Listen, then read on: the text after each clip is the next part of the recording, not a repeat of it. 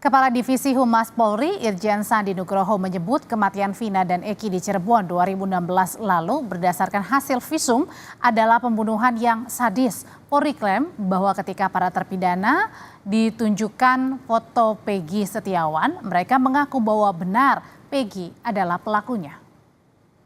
Dan kami sempat baca bagaimana hasil visum. Masya Allah, kami merinding. Ini visum baru atau visum lama? Visum yang lama, hasil visum lama yang sudah dipaparkan dalam sidang pengadilan juga.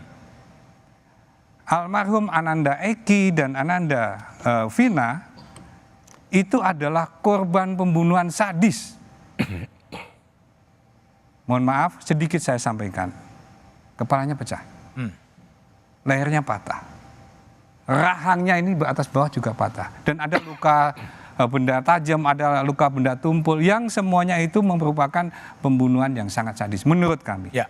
Maka hati nurani kita paling dalam adalah tentunya kita akan memberikan ruang dan porsi yang sama. Silahkan para pembela dari tersangka, itu haknya, tapi di sisi yang lainnya marilah kita hormati trauma psikologis dari para keluarga korban.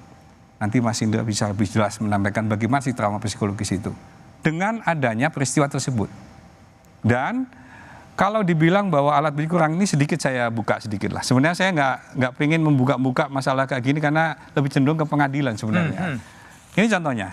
Ini adalah foto Peggy tahun 2016. Oke.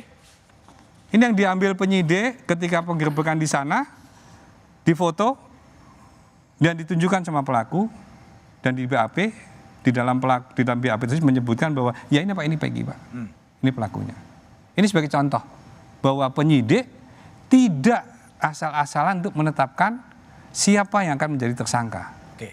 Dan prosesnya sangat panjang.